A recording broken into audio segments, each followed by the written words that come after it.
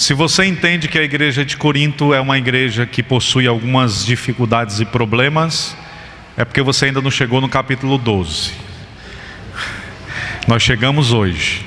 Então hoje nós vamos ter um entendimento claro do quanto essa igreja ela era envolvida com alguns problemas. Nós vamos hoje aprender sobre algumas dificuldades que essa igreja enfrenta em relação à utilização dos dons espirituais. E se os irmãos conhecem excessos de oração, dificilmente os irmãos vão ver na igreja contemporânea, mesmo nessas igrejas que são ditas carismáticas, neopentecostais, cujo movimento de misticismo ele recebe proeminência, o primeiro lugar. Dificilmente os irmãos vão ver aquilo que acontecia na igreja de Corinto. O que acontecia na igreja de Corinto era no mínimo absurdo, e os irmãos vão ler na Escritura Sagrada, e tudo isso acontecia no ambiente de oração, no ambiente cultico, e o apóstolo Paulo está regulando. Chegamos no nosso terceiro sermão sequencial sobre o culto cristão. No primeiro nós falamos sobre a vestimenta das mulheres cristãs, conforme a perspectiva de Paulo. No segundo nós conversamos sobre a ceia do Senhor, um culto muito abençoado que nós tivemos na quinta passada. E hoje nós vamos falar sobre a diversidade dos dons espirituais.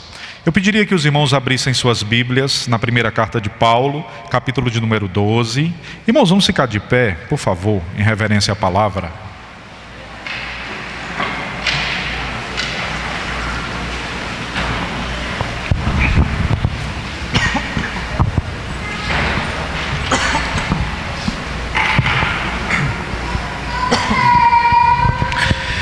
Primeira carta de Paulo aos Coríntios, capítulo de número 12. A partir do versículo 1, nós faremos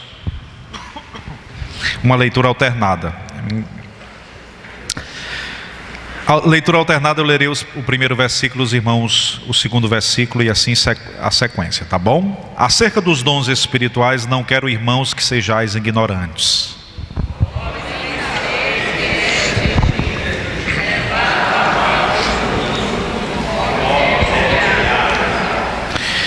Portanto, vos quero fazer compreender que ninguém que fala pelo Espírito de Deus diz: Jesus é anátema.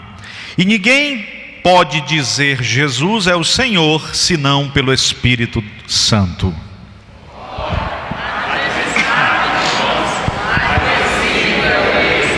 E há diversidades de ministérios, mas o Senhor é o mesmo.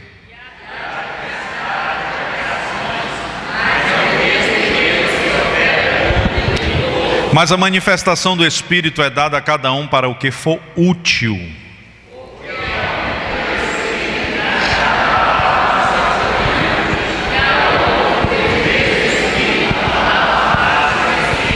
E a outro pelo mesmo Espírito a fé, e a outro pelo mesmo Espírito os dons de curar.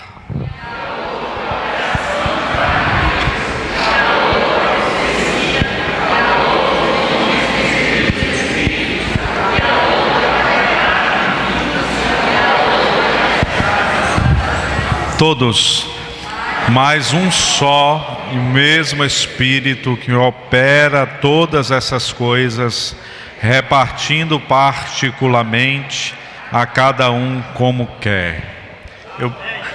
Eu bebi água aqui, fiquei engasgado, eu estou precisando do dom do desengasgue, viu, irmãos? Vamos orar. Pai bendito, nós aqui estamos diante da Tua preciosa palavra. Rogamos-te que nessa noite o Senhor visite-nos nesta casa. O nosso coração é Teu, a nossa esperança está em Ti. Nós cremos que os dons são para agora, para hoje. Por isso pedimos-te que revista-nos de dons espirituais, para que possamos vencer o dia mau. É o que pedimos-te em nome de Jesus. Podeis sentar, queridos.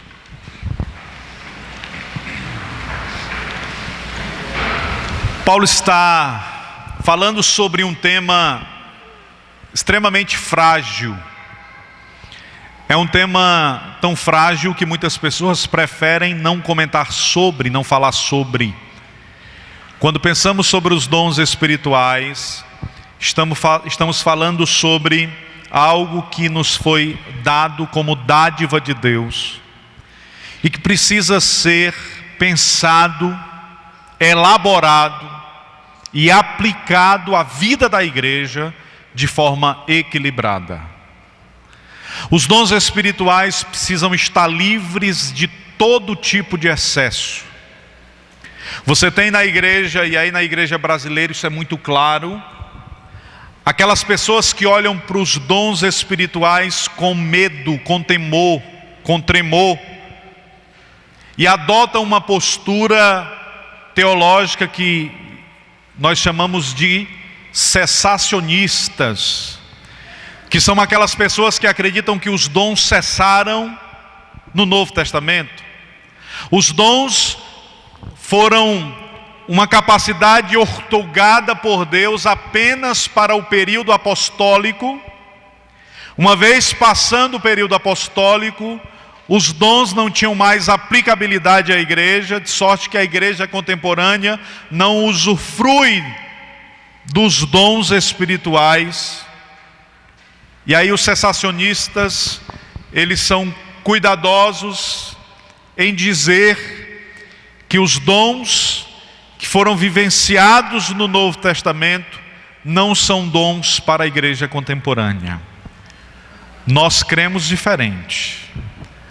Nós pentecostais, carismáticos, cremos que os dons espirituais são uma dádiva concedida, por isso a expressão carismata, ou carisma, de dádiva, de graça, de um favor não merecido, entregue à igreja.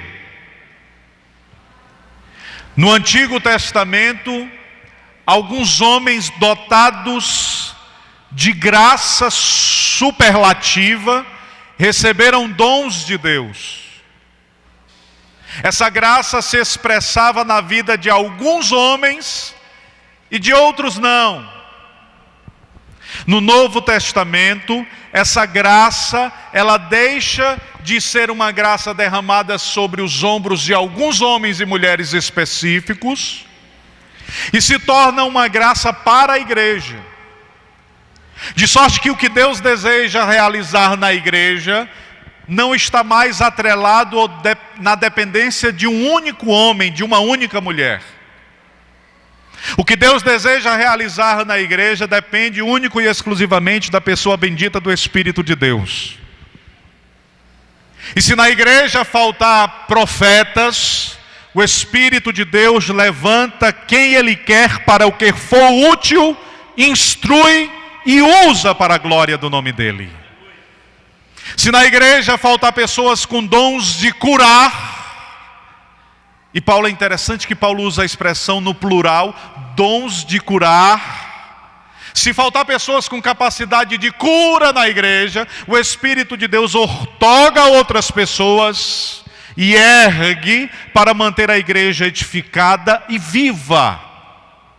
Portanto, não existem no Novo Testamento pessoas especiais, exceto os apóstolos. Os apóstolos receberam de Deus um ministério e dons que ninguém mais recebeu. Nenhum apóstolo jamais orou por alguém e este alguém não foi sarado. Aquilo que os apóstolos escreveram se tornou cânon, verdade sagrada, palavra canonizada, palavra eterna de Deus a nós. Portanto, aquilo que repousou sobre os apóstolos, sim, é único. Mas a igreja recebe graça para continuar operante nas maravilhas de Deus. 2000 anos depois, a autoridade do Cristo do sepulcro vazio continua a mesma. E Deus não ergue pessoas especiais, dotados de dons especiais, para cuidar da igreja. Deus ergue pessoas a seu tempo para manter a igreja em equilíbrio e edificada, para cumprir o projeto estabelecido na eternidade por Deus e que não pode ser frustrado. Traduzindo, a igreja será vitoriosa. Traduzindo, as portas do inferno não prevalecerão contra a igreja. Pastor, mas é porque eu estou tão fragilizado. Eu conheço um irmão que está fragilizado, uma irmã que está fragilizada. Eu conheço líderes que não têm, independente do líder ter compromisso ou não ter compromisso, independente do irmão estar fragilizado ou não estar fragilizado, nada pode frustrar o eterno propósito de Deus de tornar a igreja vitoriosa. A igreja será vitoriosa, irmãos. Por isso o apóstolo Paulo deseja ensinar à igreja o caminho do equilíbrio. E Paulo vai dizer: eu não quero, irmãos, que vocês sejam ignorantes acerca dos dons espirituais. Porque aqueles que dizem que os dons cessaram, é porque eles têm medo do exagero. Em contrapartida existem os continuistas, que somos nós, pentecostais. E aí você tem muitos movimentos que nasceram do pentecostalismo. Você tem o movimento neopentecostal. Você tem uns movimentos carismáticos que nasceram do movimento pentecostal. E assim como você tem aquele reformado que teme a utilização e o ensino da contemporaneidade dos dons, você tem o pentecostal que dá aos dons um lugar que a Escritura não deu, que coloca os dons numa posição de privilégio que a Escritura não colocou, que coloca os dons no espaço de prioridade no culto, quando a Escritura é o único elemento que deve ter prioridade no culto. Os louvores, eles têm prioridade quando eles são louvores conforme a Escritura. Por isso entendamos nessa noite, se você tem um culto só de louvores, não há problema, a igreja é edificada. Contanto que os louvores sejam louvores escriturísticos. Mas o que norteia a igreja, o que dirige a igreja, o que edifica a igreja, não são os dons espirituais. Os dons espirituais são dádivas usadas para a edificação da igreja. Mas o que edifica a igreja, irmãos, é a preciosa palavra de Deus, a Escritura Sagrada. E os dons espirituais, eles precisam ser regulados conforme a aferição da Escritura Sagrada. Eles não podem ser utilizados ao seu bel prazer. Os dons não são instrumentos de apresentação. As pessoas que muitas vezes portam alguns ditos dons espirituais, acreditam que são superiores a outras porque possuem determinados dons. E ninguém é superior ao outro porque possui um dom. Lembrem-se, os irmãos, do que disse no início: o dom não é da pessoa. O dom é carisma, é graça de Deus. E ele não é dado para a pessoa, ele é dado para a igreja. Então quando você receber um dom espiritual, não pense que é porque você é espiritualzinho. Eu recebi um dom porque eu oro muito, porque eu jejuo muito. Não. Você recebeu um dom porque tem um crente frágil que precisa ouvir uma palavra a partir do dom que você recebeu. E Deus está pensando no crente frágil, aí Ele unge você com o dom e instrumentaliza você pensando no crente fragilizado. Olha que coisa extraordinária. Isso é lindo demais. O dom nunca tem o propósito de elevar o que porta. O dom sempre tem um propósito de elevar o que é beneficiado pelo dom. E veja o que acontecia na igreja de Corinto. Na igreja de Corinto haviam muitos cristãos que descendiam de algumas religiões míticas, místicas, como no Brasil. Religiões que os cultos eram cultos voltados para os aspectos do êxtase. As pessoas entravam em transe, as pessoas caíam no chão, as pessoas dançavam. Aí o apóstolo Paulo vai dizer para a igreja, e quando a gente começa a ler o texto parece assim estranho. Porque no versículo 2 ele diz assim: vós bem sabeis que ereis gentios, levados aos ídolos mudos, conforme ereis guiados. Ora, mas o próprio Paulo disse que o ídolo nada é, e agora ele está dizendo que o ídolo se tornou guia. Para entender Paulo, a gente tem que ler o Salmo 115. No Salmo 115 a Escritura diz que os ídolos eles têm boca, mas não falam, têm garganta, mas som algum não lhes sai da garganta, eles têm mãos, mas não conseguem apalpar, eles têm pés, mas não conseguem caminhar. E depois de dito isso, o salmista diz assim: tornem-se semelhantes a eles, os que fazem e os que o adoram.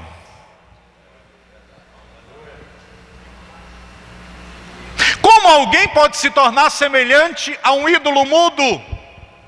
Simples. Paulo ensina-nos que por trás do ídolo existe o que, irmãos? Demônio, sim ou não? Demônios. De sorte que alguém, quando adora um ídolo, se torna semelhante ao ídolo, ou seja, mudo, surdo, cego, aleijado, inerte e inoperante para as coisas espirituais, incapaz de discernir as coisas.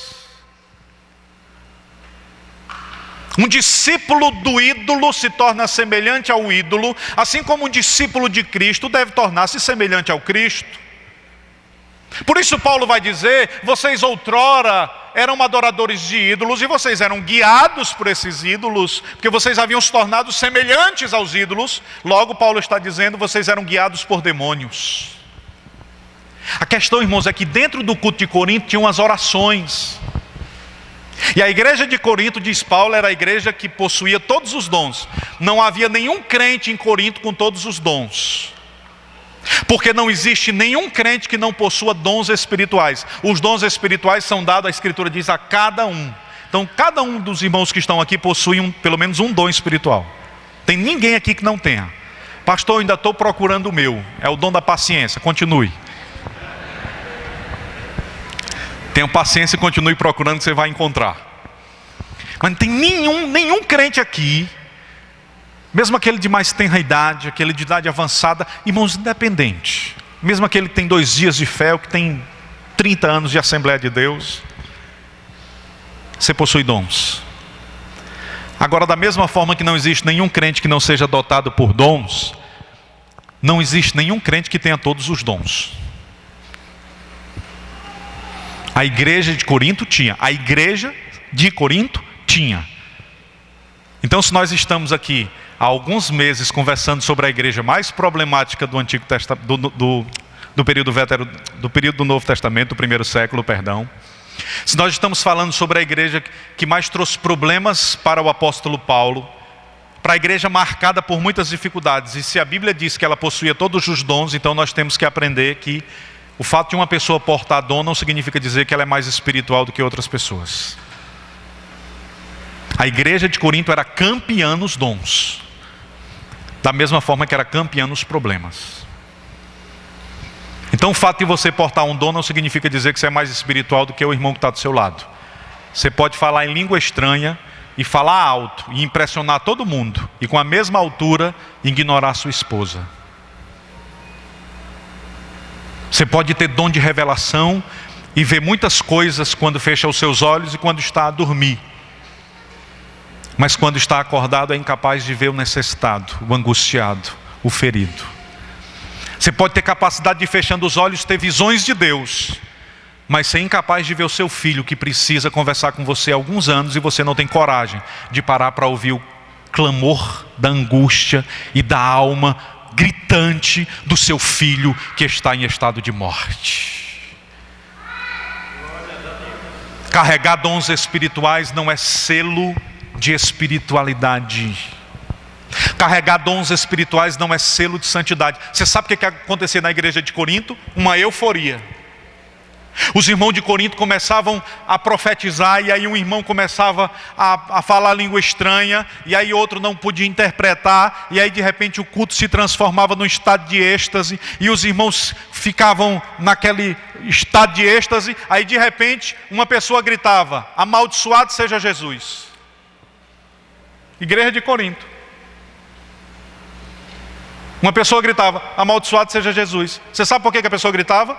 Porque ela estava no meio do êxtase, falando língua estranha, mas endemoniada, possessa de espírito imundo. No movimento do êxtase, dentro da igreja, no culto de oração. Aí Paulo vai explicar: pastor, isso que o senhor está dizendo está na Bíblia? Tá, irmão? Olha o que a Bíblia diz, versículo 3. Portanto, não vos quero fazer compreender que ninguém que fala pelo Espírito de Deus diz Jesus é anátema. A expressão Jesus é anátema é amaldiçoado seja Jesus. Então, no meio do êxtase, tinha um irmão ou uma irmã que gritava palavras de maldição à pessoa de Jesus. Você já pensou, irmão, que tribulação um negócio desse? Tem irmão que já está com raiva da igreja de Corinto.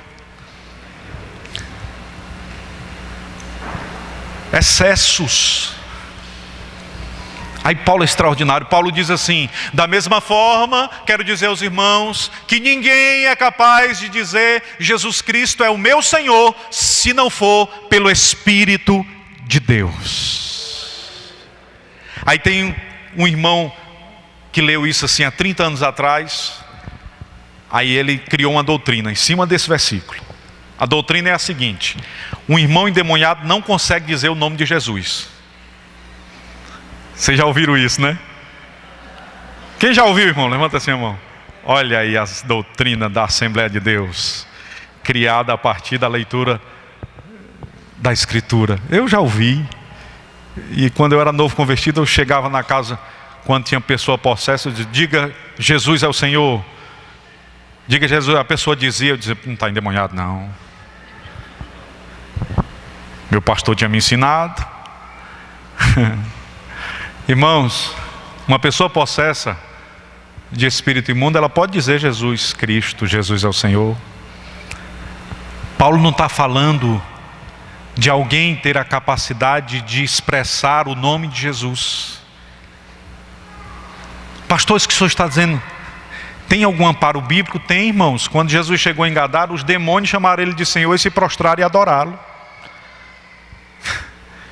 Como é que uma pessoa possessa de espírito imundo não consegue dizer Jesus é o Senhor, se os próprios demônios se prostram e adoram e diz que Ele é Senhor?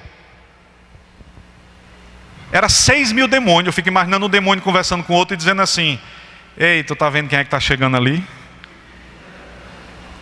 Aí o outro deve ter dito assim: tô.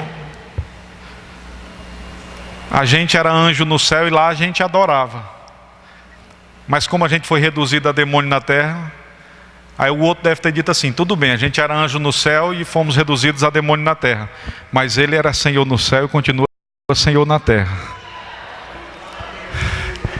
E é melhor a gente se tremer e adorar, para ver se ele adia nossa saída para o lugar de morte, para o lugar de distanciamento do eterno. E a Bíblia diz que os demônios adoraram Jesus. Portanto, quando Paulo diz ninguém pode dizer Jesus é o Senhor senão pelo Espírito de Deus, Paulo não está dizendo que uma pessoa possessa não pode dizer que Jesus é o Senhor. Não é isso que Paulo está dizendo. O que Paulo está dizendo é: irmãos, para que você diga que Jesus é Senhor, Jesus precisa dirigir todas as áreas da sua vida. E você não terá capacidade de suportar colocar a pessoa de Jesus na capitania da sua vida, se não for confiando no Espírito Santo de Deus. Mas se você confiar a sua vida, a sua história, os seus medos e os seus temores, a pessoa bendita do Espírito Santo de Deus, você vai dizer: Jesus é Senhor da minha casa, Jesus é Senhor do meu casamento, Jesus é Senhor do meu trabalho, Jesus é Senhor até sobre os meus pecados, porque Ele limpa-me, glórias sejam dadas ao nome de Jesus. Pelo Espírito de Deus, nós podemos declarar que Ele é Senhor. Sem o Espírito de Deus, não. Os irmãos compreendem o que Paulo está ensinando à igreja? Que texto precioso. Paulo está dizendo: irmãos, vocês não podem medir a vida espiritual de vocês pelas experiências exóticas, pelos êxtases espirituais, pelas revelações arrebatadoras. Ah, irmão, eu fui para o evento, com a vigília, fui arrebatado até o 15º céu, inventa até céu que não tem.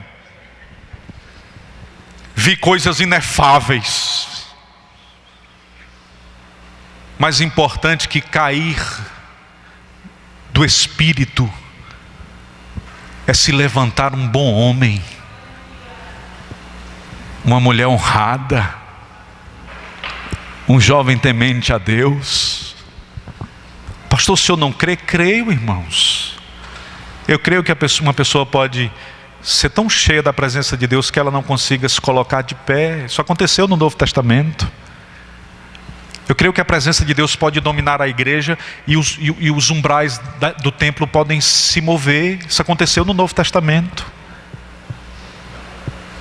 Eu creio que Deus pode usar um terremoto e abrir portas de uma prisão. Eu creio que Deus pode, em silêncio, sem terremoto algum, abrir portas de uma prisão. Eu creio que Deus pode fazer tudo aquilo que Ele já fez.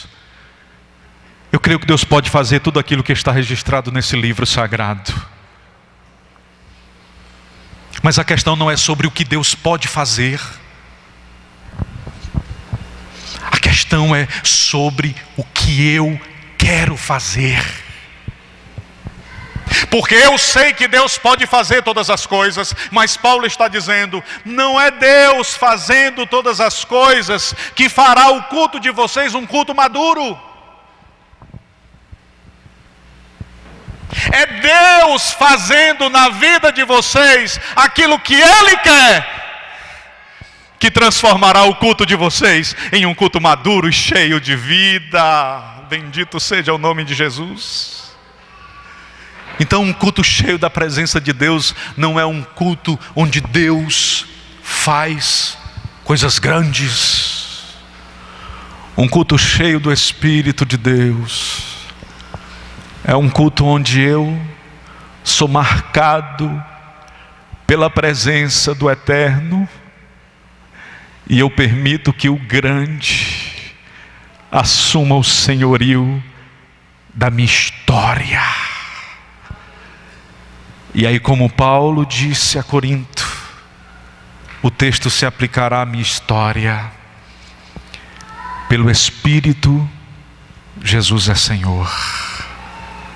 Por causa do Espírito, o senhorio de Jesus me agrada. Porque o Espírito habita na minha vida, eu tenho uma alegria em fazer aquilo que agrada a Deus. Porque o Espírito habita na minha vida, eu tenho um prazer em amar a Escritura sagrada. E aí eu não preciso de movimentos de êxtase, eu não preciso de movimentos exóticos,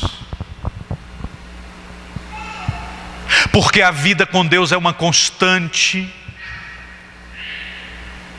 Porque a presença de Deus é uma constante na minha vida, na sua vida, na nossa história, na história da igreja. Quantas e quantas são as igrejas enfermas que precisam viver de festa? Eu já congreguei em igreja assim, que no mês só você tem 4 festas. E cada festa tem que trazer um pregador diferente para dizer uma coisa diferente. Você vai nos cultos de ensino, não tem ninguém nessa igreja. Você vai na festa, se não chegar cedo, você não entra. Porque as pessoas querem a novidade da última hora. As pessoas querem sentir.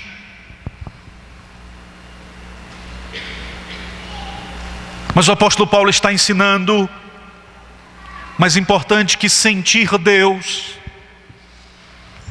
é ser contagiado por sua doce presença, e inundado pelo desejo de fazer aquilo que agrada ao seu coração. Você pode ter todos os dons, ensina-nos Paulo,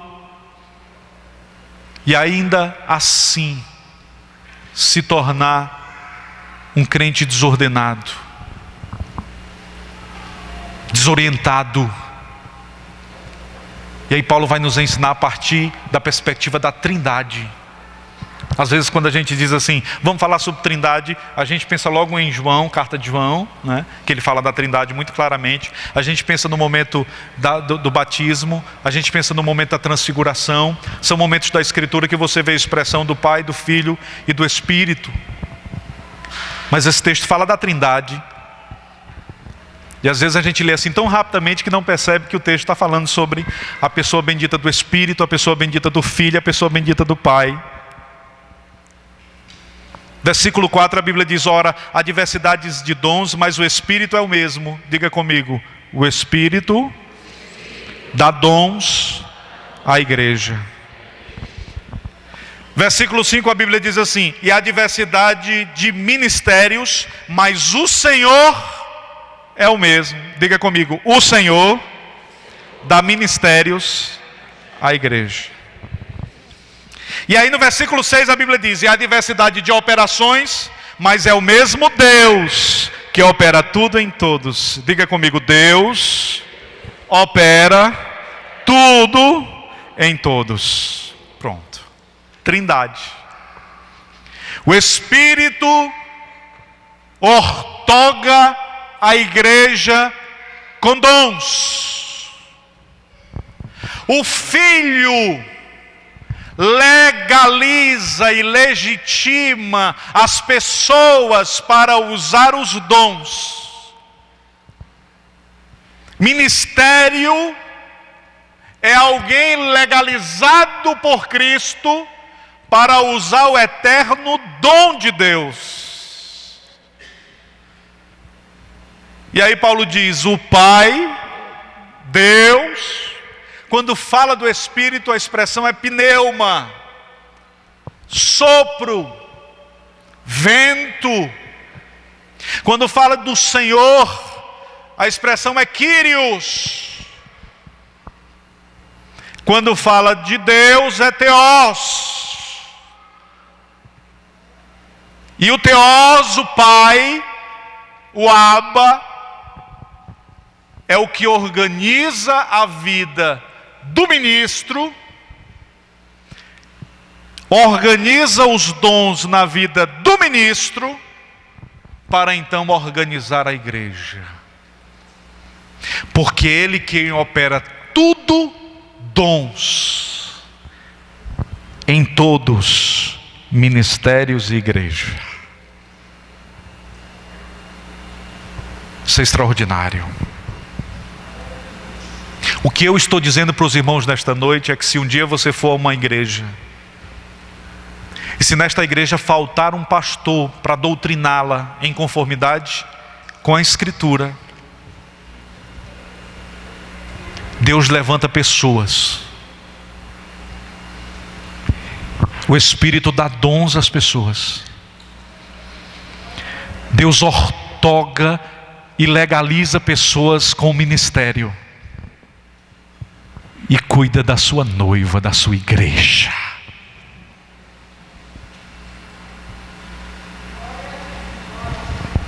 Eu já contei para os irmãos o que aconteceu na China, né? Há décadas atrás, todos os pastores e líderes da igreja chinesa foram mortos. Comunismo declara vitória sobre o cristianismo. Mataram todos os pastores possíveis. Um genocídio. Pais de família sendo lançados nas valas por causa da fé.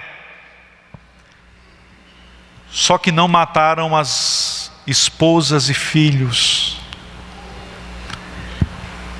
E as esposas começaram a se reunir nos dias de culto.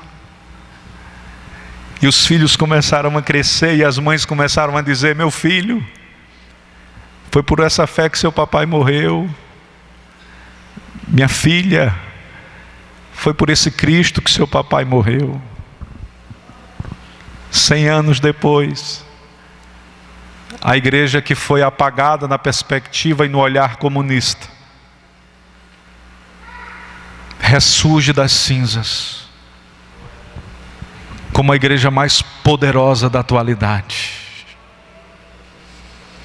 A igreja chinesa hoje é a igreja mais poderosa do mundo. Não tinha pastores, perdeu os seus guias, mas o dono da igreja continua o mesmo. E é Ele quem dá dons aos homens, às mulheres, às crianças, aos jovens, aos adolescentes. É Ele quem preserva a chama acesa. Essa igreja pertence ao eterno. Não é obra de homem, irmãos. É obra eterna. É obra eterna. Vamos caminhar para a lista de Paulo, para que a gente conclua o sermão. Paulo fala sobre 4 listas de dons no Novo Testamento, e essa é uma delas. No versículo 8 Paulo diz assim: porque a um pelo Espírito é dada a palavra de sabedoria. Primeiro dom, palavra de sabedoria. Ora, a palavra de sabedoria é alguém que tem capacidade e orientação para questões naturais da vida. Palavra de sabedoria é alguém que porta e que carrega sobre si uma capacidade de trazer a você um conselho, e a partir desse conselho você encontra uma porta escancarada diante dos seus olhos, quando a única coisa que você enxergava há pouco tempo atrás era apenas escuridade e medo. Deus dotou alguns homens e algumas mulheres com esse dom. Tem outro dom que é próximo, mas não é o mesmo. E Paulo chama de palavra da ciência.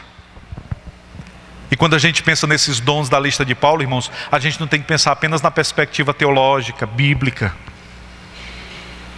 O dom da ciência é um dom que Deus outorgou a algumas pessoas com a capacidade de enxergar a existência com maior profundidade. Existem pessoas que olham para um cálculo e conseguem enxergar respostas num cálculo e solução num cálculo. Quando eu olho para um cálculo, eu só vejo um problema. Que é isso? Isso é um problema. Como é que resolve? Aí é que está o problema. Eu literalmente não sei. A única coisa que eu aprendi no ensino médio sobre geografia é que a fórmula de delta é b ao quadrado menos 4ac. Olha a bagunça aí, né? Geografia é uma bênção, né?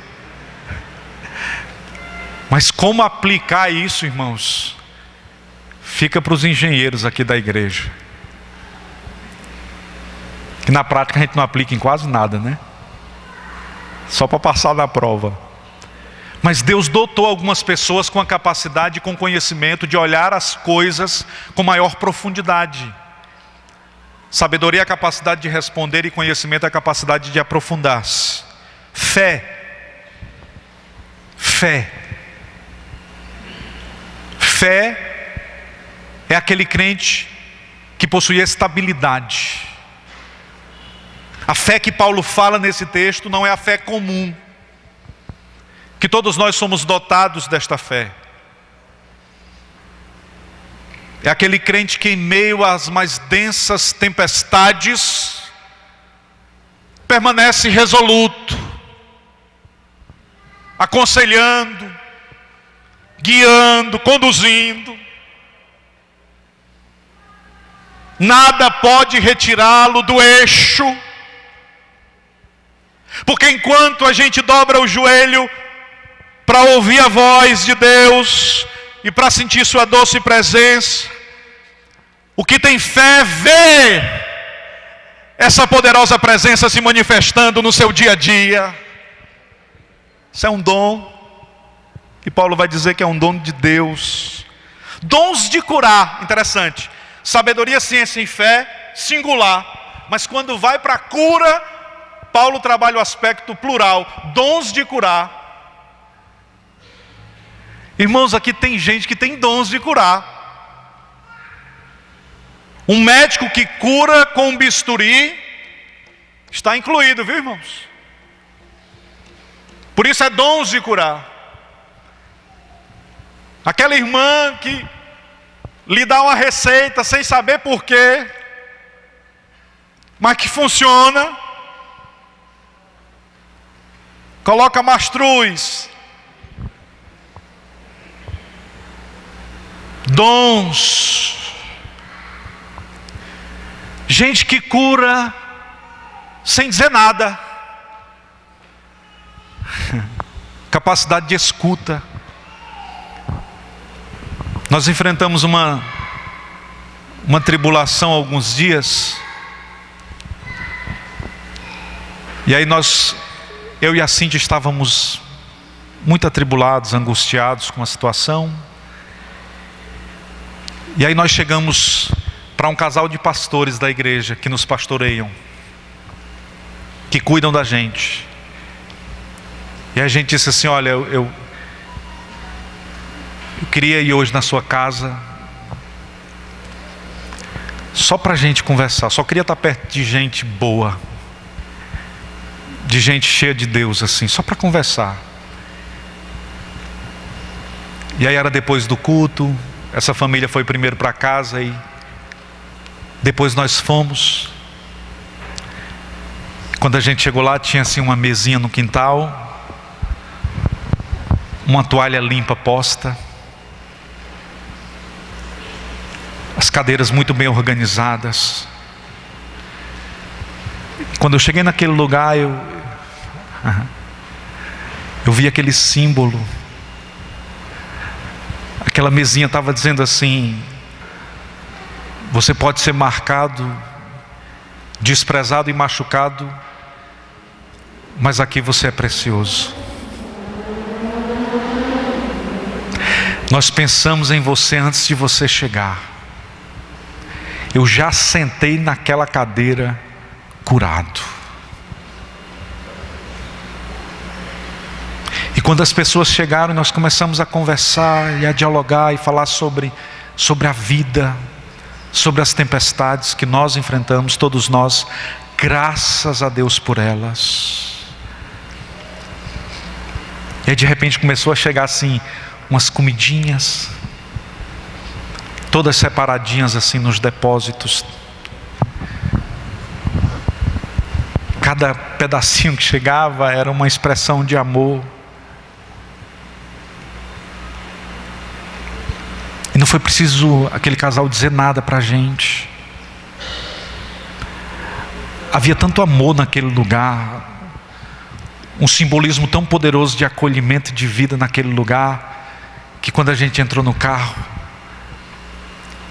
sem precisar ouvir nada, a minha esposa disse assim: que momento rico, que momento consolador. Tem gente que cura em silêncio, irmãos. Tem gente que cura aconselhando. Tem gente que cura contribuindo. Tem gente que cura evangelizando. Tem gente que cura doando-se. Tem gente que não é nada da família do que está enfermo, mas não tem ninguém da família que possa acolher. Aí abre a porta da casa, como faz o irmão Roberto, e constrói um quarto para acolher os irmãos que vêm do interior. Irmã Lucídia e irmão Roberto providenciam cura. Quantas pessoas já foram curadas pelo ministério do Roberto e da Lucídia? gente que eles nem conhecem. Isso é dom, irmãos. Isso é dom. O meu desejo nessa noite é que cada crente que está nesse lugar saia desse lugar com a consciência de que você é portador de um dom especial e que Deus deseja usar você como instrumento de cura na vida de outras pessoas. Eu só serei capaz de curar a alma de alguém se a minha alma for ferida.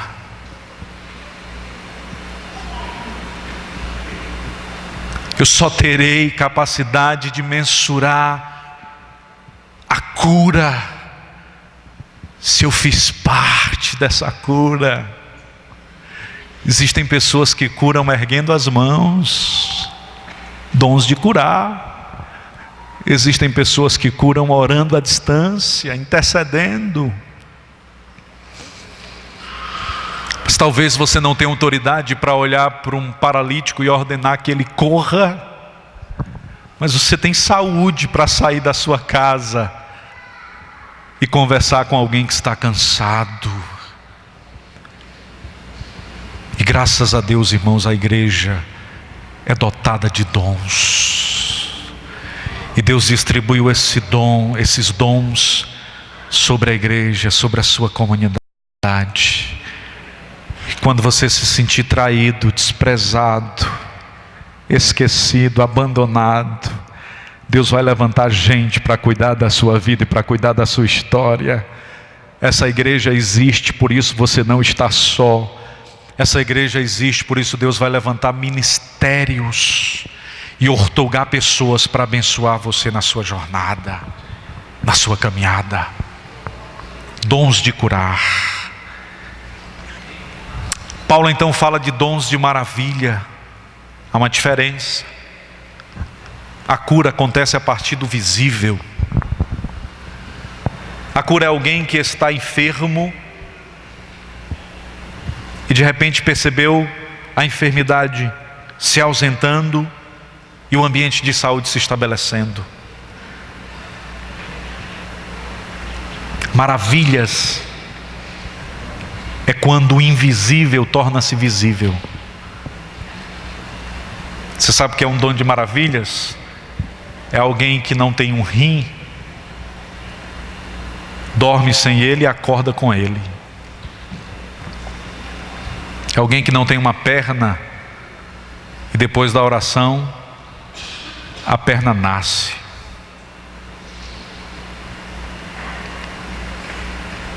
Pastor, o senhor acredita que Deus faz isso, irmãos? Eu acredito que Deus pode suscitar a vida das pedras. Amém? Vamos concluir.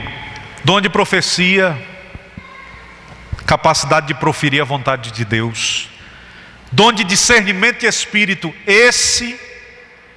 a Bíblia diz que nós devemos buscar com zelo todos os dons, principalmente o de profecia, porque fala de proclamação da Escritura. Mas esse dom de discernimento de espírito é um dom imprescindível. Um dom imprescindível. E nós precisamos discernir os espíritos, porque senão a gente vai viver a experiência do êxtase e vai achar que está vendo Deus agir. Porque senão a gente vai para o culto, a gente vai chegar no culto e vai ver um irmão pregando e dizendo assim: tem uma pessoa que está aqui no meio, o RG dele é 22 235 449 96. Meu Deus do céu, só pode ter sido Jesus. Acertou meu RG, o sangue de Jesus. Aí a pessoa se encanta. Mas se você tiver discernimento do Espírito, você vai lembrar que esse espírito de adivinhação Paulo já expulsou lá no Novo Testamento. E Deus não é Deus porque Ele diz o número da identidade de ninguém. Deus é Deus porque Ele é bom, porque sua misericórdia dura para sempre, porque Ele trouxe graça sobre a minha e sobre a sua vida. Glórias sejam dadas a Deus. Dom de variedade de línguas. Glossolalia. Eu não falei língua estranha não, viu, irmãos? Glossolalia é a expressão para as línguas estranhas. E por fim, o dom de interpretar as línguas. Portanto, você que supervaloriza o dom de línguas, nós vamos aprender quinta-feira que vem que existem pessoas que nunca vão falar língua estranha.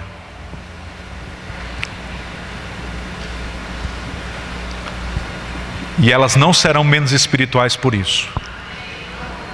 O apóstolo Paulo diz isso nesse capítulo. Ele diz assim: falam todos línguas estranhas. Aí a gente lê isso, parece que a gente não está lendo a Bíblia. Paulo pergunta: falam todos línguas estranhas? Não! Nem todos falam línguas estranhas. E eu não sei se os irmãos perceberam na sequência, mas Paulo vem falando sobre todos os dons e ele deixa línguas estranhas por último. Todos os dons são importantes. E eu não quero menosprezar o dom de línguas. Eu quero apenas dizer que os outros dons vêm em primeiro lugar e o dom de línguas vem em último. Sabe por quê, irmãos? Por uma simples verdade bíblica. Todos os dons existem para a edificação da igreja. O dom de línguas é para a edificação de si mesmo. Amém, irmãos? Então, como é para edificar apenas a mim mesmo, deixa por último. Procura os outros dons, porque com eles vocês vão abençoar outras vidas, vocês vão curar outras vidas e vocês serão instrumentos de Deus na vida de outras pessoas. É razoável pensar que nessa noite você foi edificado. Eu espero que os irmãos tenham aprendido sobre dons espirituais. Nós estamos ensinando conforme a Escritura, é um sermão expositivo, versículo a versículo. E a gente vai continuar falando sobre esse tema na próxima quinta. Nós vamos falar sobre a igreja como corpo de Cristo. E é um tema extremamente importante e especialmente abençoador. Então, eu convido os irmãos para estarem aqui na próxima quinta. Por favor, vamos nos colocar de pé. São